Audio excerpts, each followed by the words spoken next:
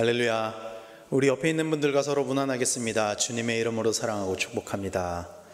아주 환하게. 네, 표정에서 더 넘어서서 이제는 이런 것도 좀 하시면서 인사하시면 좋겠습니다. 시대정신이라는 이야기, 그 단어를 들어보신 적이 있으신가요? 시대정신. 제가 좀 말이 빠르죠? 시대정신이라는 말을 들어보신 적이 있으시죠? 다? 시대정신이라 하면 어떤 시대에 살고 있는 사람들의 보편적인 정신 자세나 태도를 가리키는 말이라고 검색해 보니까 나오더라고요. 시대정신이. 그래서 한 시대에 사람들이 공통적으로 생각하는 이슈들 혹은 방향성, 가치관, 이런 것들을 시대정신이라고 할 수 있을 것입니다. 우리나라를 관통하는 시대정신은 그 시대마다 달랐었는데, 제가 생각하기에 이거는 제 뇌피셜에서 한번 정리를 해봤어요. 제가 생각해 보기에 1960년대 우리나라의 시대정신은 아마도 전후 복구에 사람들이 좀 관심이 많이 가 있었지 않았나 싶고요. 1970년대 시대정신은 새마을운동일 것입니다.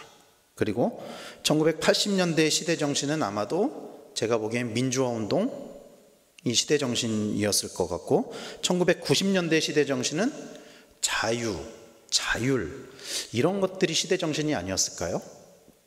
1990년대에 이른바 X세대의 등장으로 인해서 굉장히 자유로운 문화들, 저도 X세대거든요. 자유로운 문화가 이렇게 막 나왔던 그런 시대였죠. 그리고 2000년대 시대 정신은 아마 정의가 무엇인가에 대해서 많이 고민하던 시대였던 것 같고, 2010년대 시대 성장은 좀 다시 돌아와서 경제 성장이 굉장히 좀 많은 사람들의 관심이지 않았나 싶습니다. 그렇다면 오늘날을 관통하는 2023년을 살고 있는 2020년대를 살고 있는 우리의 시대 정신은 무엇일까요? 예? 이념일 수도 있죠. 근데 이게 세대마다 다르거든요, 제가 보기에는. 근데 사회에서 중요하다고 여기는, 아마도 제가 생각할 때 적어도 2030 세대를 관통하는 시대정신, 오늘날 가장 많이 이야기하는 시대정신은 아마 공정일 것입니다. 공정. 그런 시대정신 속에서 정권이 교체가 됐고요. 지금도 공정의 문제를 건드리는 이슈들, 뭐 예를 들면 학교폭력이라든가 입시 비리라든가 또 취업에 관한 것들, 뭐 이런 류들에 굉장히 민감하게 반응을 하잖아요. 그런 시대정신 속에서 이 공정은 곧 평등을 의미를 하는 것입니다. 평등. 같은 기준에서 평가받고 같은 기준에서 성취를 이루는 것을 의미하는 것이죠. 저도 개인적으로 어린 시절부터 가장 중요하게 여긴 가치가 공정입니다. 저도 어린 시절부터 그걸 공정을 굉장히 중요하게 여겼어요. 그래서 지금도 제가 가장 싫어하는 것 중에 하나가 뭐냐면은 양해하시고 들어주세요. 여러분들이 그렇다는 건 아니고, 제가 진짜 너무너무 싫어하는 것 중에 하나가 세칙입니다. 저는 안 좋아합니다. 그래서 저도 안 하려고 하고요, 다른 사람이 하는 것도 좋아하지 않습니다. 세상에서 성공하기 위해서 사실은 때로는 세치기도 해야 된다고 하고요, 세상에서 성공하려면은 때로는 뭐 여러 가지 특혜도 받아야 된다고 이야기를 하는데, 그런 것들이 저는 때로는 참 불편하기도 해요. 왜 그러냐면 저는 어렸을 때부터 이런 공정, 공평, 평등, 이런 문제를 굉장히 중요하게 생각했었기 때문에, 그래서 저는 세상이 좀 공정했으면 좋겠고 세상에 모든 사람들이 좀 평등하게 살았으면 좋겠다, 그런 마음이 있어요. 모든 사람들이 다 같은 기준과 같은 어떤 그 이제 시대적인 그 사회적인 시스템 안에서 이렇게 살 수 있었으면 좋겠다는 마음은 늘 항상 가지고 있습니다. 이건 제가 바라보는 이제 사회를 바라보는 시대정신 가치관이고요. 그런데 저는 이제 그런 문제가 굉장히 중요하다고 생각하고 그래야 된다고 생각하는데, 제가 믿는 성경은 사실은 그렇게 공정하지는 않은 것 같아요, 성경을 보면은. 그리고 성경의 많은 이야기들은 사실은 그런 공정의 이슈를 거스르는 사건들이 참 많이 있습니다. 우리가 아는 하나님은, 우리는 하나님을 공의의 하나님이라고 이야기를 하잖아요. 사랑의 하나님이라고 이야기를 하기도 하지만 또 때로는 공의의 하나님이라고도 이야기를 합니다. 공의의 하나님이라는 것은 하나님이 공정하시다는 뜻이잖아요. 공평하시다는 뜻이잖아요. 그런데 하나님께서 공정하시지 않게 일을 하시는 장면도 성경에 많이 나온다라는 거예요. 바로 오늘의 본문이 그 대표적인 말씀입니다. 오늘 말씀의 배경은 이렇죠. 사실 다 알고 계시겠지만 이스라엘 백성이 400년가량 노예 생활을 했었죠. 실제로는 성서학자들, 고고학자들에 의하면 400년 가운데 노예 생활한 건 한 130년가량 될 거라고 추정을 하는데, 어쨌든 한 400년 동안 애굽에 체류하면서 노예 생활을 하게 되는데, 80세 먹은 모세라는 지도자에 의해서 애굽에서 독립을 하려는 일종의 독립운동을 하고 있는 상황인 거예요. 이스라엘 백성들이.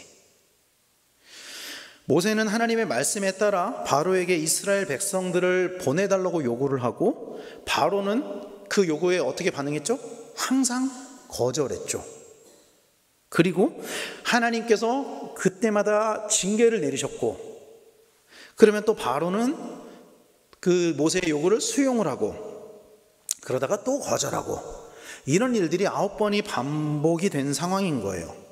그런 상황 속에서 하나님께서는 모세에게 이렇게 말씀하신 것입니다. 출애굽기 11장 5절 6절 말씀에, 애굽 땅에 있는 모든 처음 난 것은 왕위에 앉아있는 바로의 장자로부터 맷돌 뒤에 있는 몸종의 장자와 모든 가축에 처음 난 것까지 죽으리니 애굽 온 땅에 전무후무한 큰 부르짖음이 있으리라. 하나님께서 모세에게 이렇게 말씀하신 것입니다. 하나님께서는 애굽 땅에 있는 모든 처음 난 것을 죽이겠다고 하셨어요. 애굽 땅에 있는 모든 처음 난 것. 보세요. 하나님은 사랑의 하나님이라고 우리가 이야기하잖아요. 하나님은 살리시는 분이라고 이야기를 하잖아요. 그런데 하나님의 진노하심이 하늘 끝까지 닿아서 모든 것을 죽이겠다고 말씀하시고 있는 거예요. 근데 사실 공평해야 된다면은, 하나님께서 공평하게 이 일을 하시겠다고 하시면은 사실은 애굽 땅에 있는 모든 것에 예외를 두어서는 안 될 것입니다. 그런데 하나님께서는 이스라엘 자손에게는 애굽 사람들과 다른 잣대를 들이대면서 예외를 두시겠다고 말씀을 하시는 거예요. 출애굽기 11장 7절 말씀입니다. 그러나 이스라엘 자손에게는 사람에게나 짐승에게나 개 한 마리도 그 혀를 움직이지 아니하리니 여호와께서 애굽 사람과 이스라엘 사이를 구별하는 줄을 너희가 알리라 하셨나니 라고 성경은 이야기를 하고 있는 거예요. 재밌는 사실은요, 하나님께서 애굽 사람과 이스라엘 사람들을 구별하신다는 거예요. 구별하신다는 것입니다. 여러분, 구분과 구별은 다른 의미를 가지고 있죠? 구분과 구별은 다른 의미를 가지고 있습니다. 구분은 둘 사이를 떨어뜨려 놓는 것을 의미하는 거예요. 구별은 성질이 다른 것을 나누어 놓는 것을 의미하는 것입니다. 그래서 이 구분과 구별은 사실 굉장히 비슷한 단어고 의미를 규정하기가 좀 모호한 단어예요. 그래서 어떤 사람이 이거를 국립국어원에 물어봤나 봐요. 구분과 구별은 어떤 차이가 있습니까? 이거에 관해서 국립국어원에서는 뭐라고 답을 했냐면 이렇게 답을 했대요. 구분은 나눔에 초점을 맞춘다면 구별은 차이를 알다에 초점을 맞추는 것이 적절하다라고 여겨집니다. 하나님께서 애굽 사람과 이스라엘 사람들 사이를 구별한다는 것은, 그래서 그들이 같이 섞여 있지만 그 사이에서 나눈다라는 이야기입니다. 즉, 애굽의 모든 사람과 가축이 죽어가는 상황에서 이스라엘 자손에게 아무런 피해가 가지 않는다라는 것을 그들과 함께 섞여 있는 애굽 사람이 보게 하겠다, 그런 이야기예요. 그러니까 만약에 하나님이 이스라엘 백성과 애굽 사람을 구분하셨다면 애굽의 모든 첫째 것들이 죽는 상황 속에서 이스라엘의 첫째 것들이 죽지 않는 것을 애굽 사람들이 보지 못하겠죠? 그러나 하나님께서는 그들이 섞여 있는 상황 속에서, 섞여 있는 가운데 애굽 사람들로 하여금 애굽의 모든 것들이 다 첫째 것들이 죽는 그 상황 속에서 이스라엘의 사람들과 가축들은 죽지 않는 것을 보게 하시겠다, 이런 의미가 있다라는 거예요. 사랑하는 성도 여러분, 우리는 세상 가운데서 살아가고 있죠. 우리 또한 세상 가운데서 살아가는 그리스도인들, 우리는 세상과 구별된 삶을 살아야 할 줄로 믿으시기를 바랍니다. 비록 세상 가운데서 살고 있지만 그리스도인으로서의 정체성을 가지고 살아야 될 줄로 믿으시길 바랍니다. 왜냐하면 그 정체성이 있을 때 하나님께서 지켜주시고 보호해 주시기 때문이에요. 그 정체성을 가지고 있을 때. 그러나 세상 가운데서 그리스도인으로 구별된 삶을 살아가는 것은 결코 쉬운 일이 아닙니다. 애굽 사람들 사이에서 이스라엘 백성들이 살았을 때 그들도 구별된 삶을 살아가는 것 결코 쉬운 일이 아니었어요. 왜냐하면 이스라엘 백성들로 구별되었다는 이유로 같이 살고 있었지만, 같이 한 마을에 살고 있었지만 너 이스라엘 사람? 너 히브리인? 그렇게 구별되었다는 이유로 각종 불이익을 받아야 했기 때문이에요. 그렇게 구별되었다는 이유로 노예 생활을 해야만 했기 때문입니다. 그래서 이 구별은 사실은 이스라엘 사람들에게 있어서는 굉장히 좋은 일은 아니었어요. 이 구별 때문에 노예 생활을 했거든요. 이 구별 때문에 불이익을 당했거든요. 그러나 그럼에도 불구하고 이스라엘 백성들은 기꺼이 이스라엘 백성으로 구별됨을 감수했습니다. 왜냐하면 그들이 아브라함의 자손이었기 때문이에요. 그들은 아브라함의 자손인 것을 자랑스럽게 여겼기 때문입니다.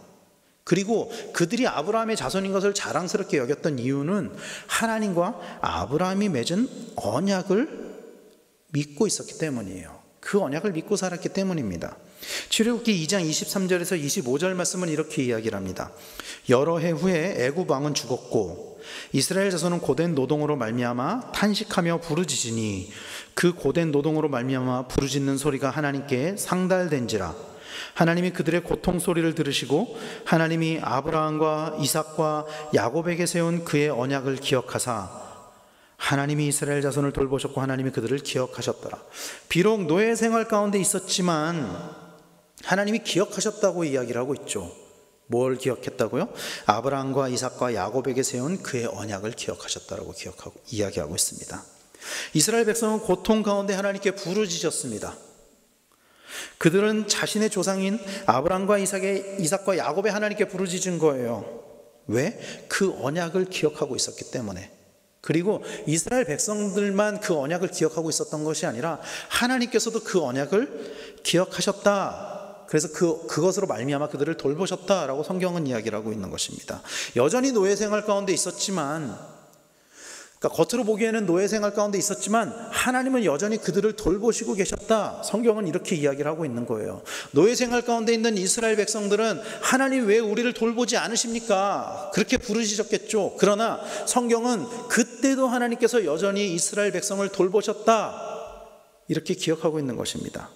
그리고 그렇게 돌보시고 인도하심의 결과로 일어난 일이 오늘 본문의 유월절이라는 것입니다.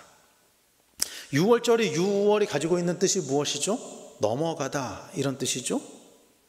2월 이런 거랑 같은 단어죠. 유월, 그래서 넘어가다, 이런 뜻을 가지고 있습니다. 하나님께서는 이스라엘 백성에게 이렇게 명령하셨어요. 흠없고 1년 된 수컷 양이나 염소를 14일 동안 간직했다가 해질 때 그 양을 잡아서 그 피를 집의 문틀 양쪽과 위쪽, 그러니까 틀을 이렇게 위랑 양쪽으로 이렇게 바르도록 하라, 이렇게 말씀하셨습니다. 그리고 그 피를 보면 그 집을 넘어가신다고 말씀하셨습니다. 출애굽기 12장 13절에 내가 애굽 땅을 칠 때에 그 피가 너희가 사는 집에 있어서 너희를 위하여 표적이 될지라. 내가 피를 볼 때에 너희를 넘어가리니 재앙이 너희에게 내려 멸하지 아니하리라. 하나님께서는 애굽 땅의 모든 첫째 것들을 죽이시기로 작정하셨습니다. 그런데 그 가운데서도 죽이지 않는 기준이 있었어요. 그게 어린 양의 피다라는 것이죠. 그리고 하나님은 그 기준을 이스라엘 백성에게 알려주시고 따르게 하셨어요. 그리고 언약을 믿는 이스라엘 백성들은 그 기준을 따름으로 그들에게 죽음이 임하지 않았다라고 성경은 이야기를 합니다. 출애굽기 12장 29절에 이렇게 이야기합니다. 밤중에 여호와께서 애굽 땅에서 모든 처음 난 것 곧 왕위에 앉은 바로의 장자로부터 옥에 갇힌 사람의 장자까지와 가축의 처음 난 것을 다 치심해라고 이야기를 합니다. 하나님이 정말 이 일을 행하셨어요. 정말 이 일을 행하셨습니다. 애굽에 처음 난 것들이 다 죽임을 당했고, 그로 인해서 바로는 이스라엘 백성을 애굽에서 내보낼 수밖에 없게 된 것입니다. 출애굽 사건은 구속사에 있어서 가장 중요한 의미를 가지는 사건이에요. 하나님이 우리를 구원하시는 그 구원의 역사를 성경의 많은 사건을 통해서 우리에게 말씀하고 계시지만 그 중에 가장 중요한 사건이 출애굽 사건입니다.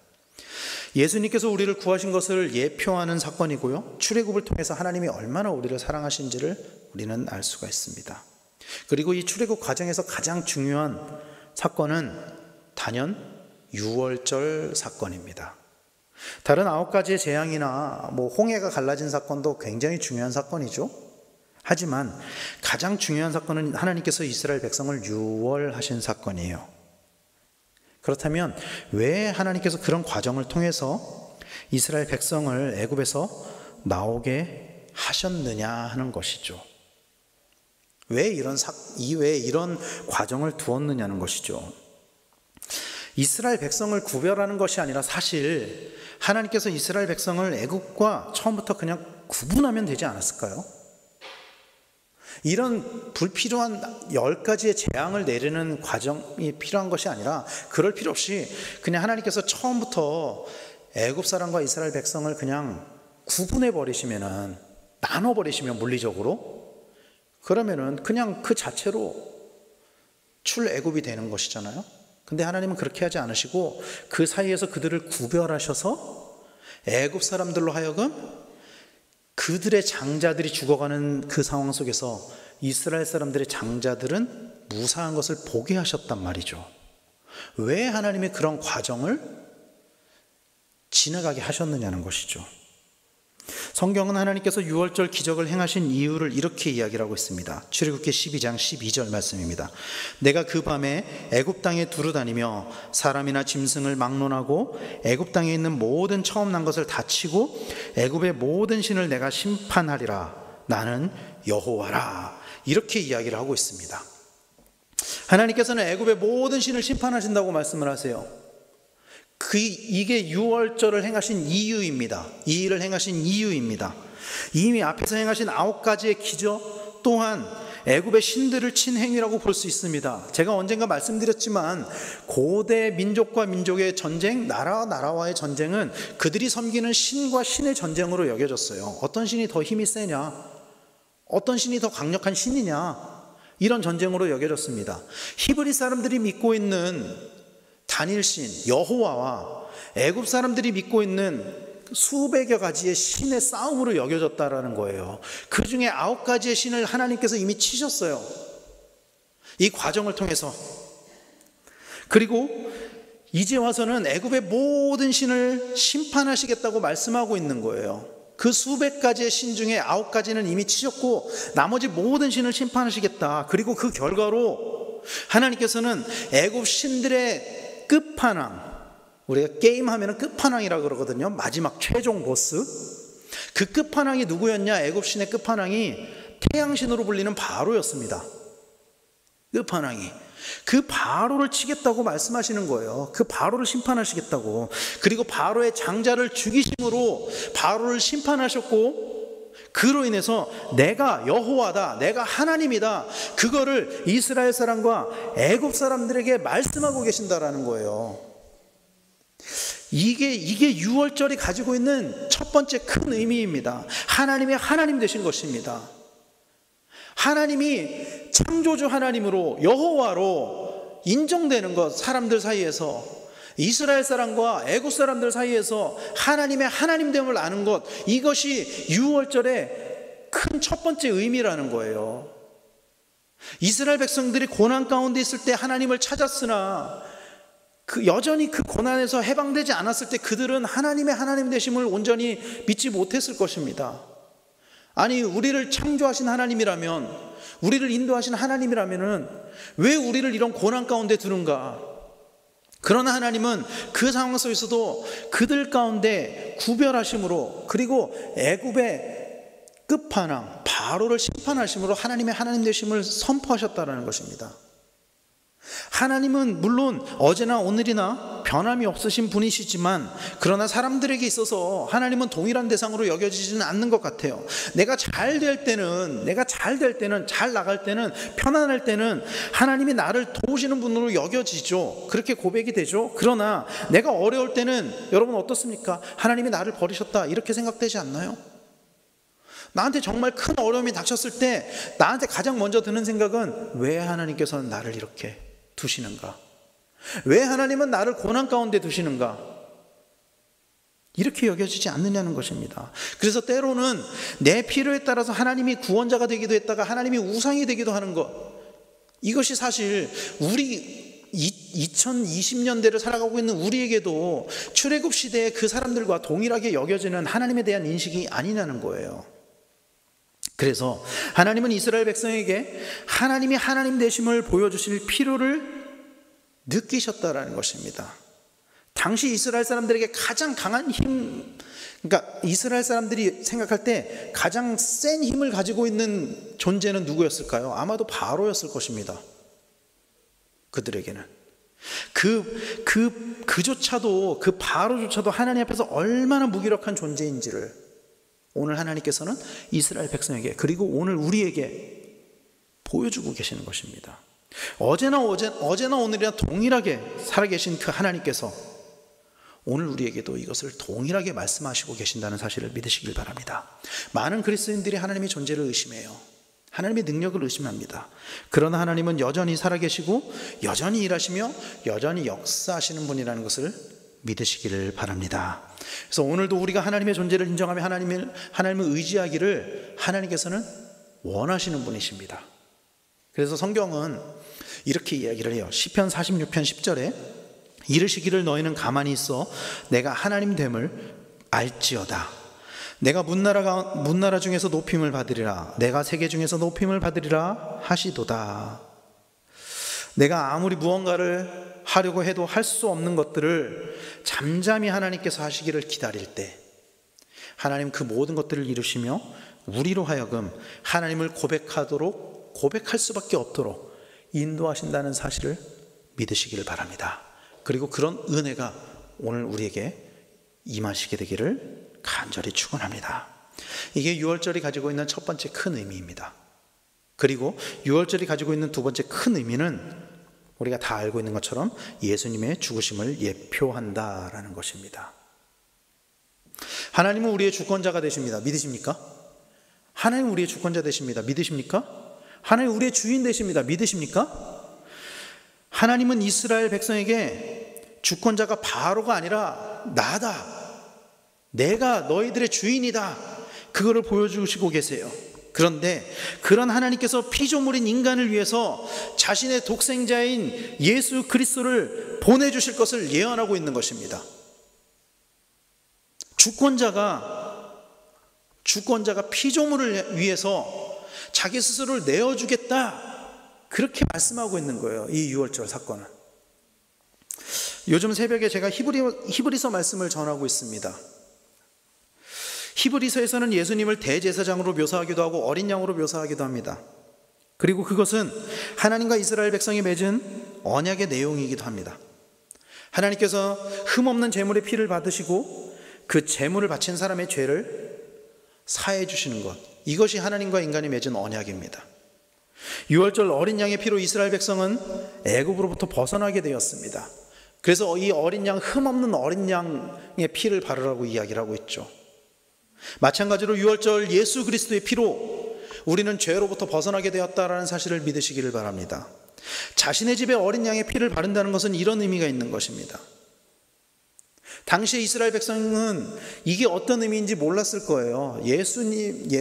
먼 훗날 자신들의 자손들이 먼 훗날 창조주 하나님 독생자 예수 그리스도를 십자가에 못 박을 것이라는 것, 그리고 그 피로 인해서 모든 사람들이 구원을 받을 것이라는 거 몰랐겠죠. 그 피를 바르는 의미를 그들은 몰랐을 것입니다. 그러나 그 피에는 그런 의미가 있습니다. 예수 그리스도의 보혈, 그 보혈의 공로로 우리가 죄사함을 얻는다, 그런 의미가 있습니다. 비록 세상에서는 그 구별로 인해서 불이익을 당할 수도 있죠. 그 피를 바름으로 인해서 구별을 당할 수도 있죠. 저 히브리인의 집, 저 노예의 집, 그럴 수 있죠. 불이익을 당할 수 있죠. 그러나 하나님 나라에서는 그 구별로 인해서 구원을 얻는다라는 것을 믿으시길 바랍니다. 제가 최근에 청년들과 영화를 봤어요. 정말 오랜만에 극장에 가서 영화를 봤는데, 어떤 계기로 청년부 수련회를 하다가 어떤 계기로 영화를 보게 됐는데, 그 영화에 이런 장면이 나옵니다. 이런 장면이 나와요. 이게 뭘로 보이시나요? 아파트 현관문입니다. 현관문에 빨간 페인트를 칠해 놓은 거예요. 이 장면이 어떤 장면이냐면은, 이 아파트의 규칙을 어긴 사람들을 구별하기 위해서 이 규칙을 어긴 집, 그래서 빨간 페인트를 탁 칠하는 거예요. 그리고 그 결과로 인해서 그 집에 살고 있었던 사람들은, 아파트 주민들이 다 모인 곳에 무릎을 꿇고 우리가 잘못했습니다, 이렇게 인정할 수밖에 없는 그런 상황에 처하게 됩니다, 영화를 보면은. 그런데 사실은 그들이 했었던 그 잘못은 세상의 관점에서 보면, 그 아파트의 규칙으로 보면은 잘못된 일이었지만, 하나님 나라의 관점에서 보면 오히려 잘한 일이었어요. 어려움을 당한 사람들, 고통 가운데 있는 사람들을 도와주려고 했던 일이었거든요. 더 이상은 말씀을 못 드리겠어요. 영화를 스포일러하는 것 같아서. 이 영화를 보실 분들도 계시니까. 어쨌든 착한 일을 했는데, 그 착한 일, 그 선한 행실이 아파트의 규범을 어겼다라는 이유로 저렇게 집집마다, 그 사람들의 집마다 빨간 칠을 한 거예요. 물론 영화를 본다면 이렇게 단편적으로 해석을 할 수 없는 사안이긴 하지만, 그러나 세상의 가치관으로 살지 않았던 사람의 집에 빨간색 페인트를 칠한다는 그 설정은 어린 양 예수의 피, 이 유월절 사건을 떠오르게 하는 장면입니다. 사랑하는 성도 여러분, 우리는 그리스도인으로서 마땅히 그 피를 칠한 삶을 살아야 될 줄로 믿습니다. 어린 양의 피가 우리의 삶을 덮어야 하고요, 어린 양의 피를 의지하는 삶을 살아가야 될 줄로 믿습니다. 그러나 때때로 우리는 그 피를 숨기려 하고 그 피와 관계없는 사람으로 보여지기를 원하지는 않는지, 이 땅에서 살아가면서 그리스도인으로서의 정체성을 드러내는 것을 두려워하면서 살아가고 있지는 않은지, 때로는 내가 행하는 그 그리스도인으로서의 가치관을 따라 행할 때 내가 얻게 되는 불이익 때문에 우리의 정체성을 숨기려고 하고 그것을 부끄러워하지는 않는지, 우리 자신을 돌아보시기를 바랍니다. 하나님께서는 모든 이스라엘 백성으로 하여금 이 유월절을 대대로 지키게 하셨습니다. 출애굽기 12장 14절 말씀에 보면은, 너희는 이날을 기념하여 여호와의 절기를 삼아 영원한 규례로 대대로 지킬지니라 이야기를 하고요. 또 12장 26절 27절에는 이후에 너희의 자녀가 묻기를 이 예식이 무슨 뜻이냐 하거든 너희는 이르기를 이는 여호와의 유월절 제사라. 여호와께서 애굽 사람에게 재앙을 내리실 때에 애굽에 있는 이스라엘 자손의 집을 넘어사 우리의 집을 구원하셨느니라 하라 하매 백성이 머리 숙여 경배하니라. 이렇게 이야기합니다. 대대로 지키라. 너희 자손들이 물어볼 때 그 유월절의 의미를 이야기를 해주고 그 유월절의 취지를 대대로 이야기를 해줘라. 그렇게 이야기를 하는 것이죠. 사랑하는 성도 여러분, 유월절 어린 양의 피로 우리는 더 이상 죽임을 당하지 않게 되었습니다. 믿으십니까? 유월절 어린 양 예수의 피로 우리는 죽임을 당하지 않게 되었습니다. 죽음의 영은 우리를 넘어가고 오직 하나님의 영이 우리를 인도하게 되었습니다. 믿으십니까? 하나님은요, 여러분, 예수 그리스도로 우리를 구별하기를 원하세요. 예수 그리스도의 보혈로 우리를 구별하기를 원하세요. 비록 우리가 이 땅에서 살아가고 있지만, 안 믿는 사람과 세상에서 같이 함께 섞여서 살아가고 있지만, 그러나 하나님께서는 우리를 예수의 피로 덮으시고 그 보혈로 인해서 우리를 구별하기를 원하신다는 것입니다. 그리고 그 구별의 결과가 뭔지 아십니까? 그 구별의 결과는 결국 우리가 구분되는 거예요. 구분되는 거예요. 마태복음 25장 32절에는 이렇게 이야기합니다. 모든 민족을 그 앞에 모으고 각각 구분하기를 목자가 양과 염소를 구분하는 것 같이 하여 라고 이야기를 합니다. 비록 우리는 지금 이 땅에서 구별되어서 살아가고 있지만 결국 나중에는 구분될 것입니다. 이 일을 경험하게 될 것입니다. 그리고 그것은 하나님 나라와 영원한 죽음으로의 구분인 줄로 믿으시길 바랍니다. 이 구분은요, 더 이상 서로 오갈 수도 없는 구분이에요. 한번 하나님 나라, 한번 영원한 죽음 가면은 오갈 수가 없습니다. 사랑하는 성도 여러분, 이런 구별과 구분의 은혜가 우리 안에 넘치게 되기를 간절히 소망합니다. 주의 보혈로 우리를 덮어주시고 그 피가 우리 안에 가득하여 그리스도인으로서의 정체성을 가지고 살아가시는 우리 성도님들 되시기를 간절히 축원합니다. 어린 양 되신 예수님의 보혈의 공로를 믿으며 구원받은 자로서 날마다 살아가는 성도님들이 되시기를 바랍니다. 우리 주인 되신 하나님을 인정하고 하나님의 하나님 되심을 날마다 보면서 그 하나님의 인도하심에 따라 살아가시는 우리 모든 성도님들 다 되시기를 예수님의 이름으로 간절히 축원합니다. 기도하겠습니다.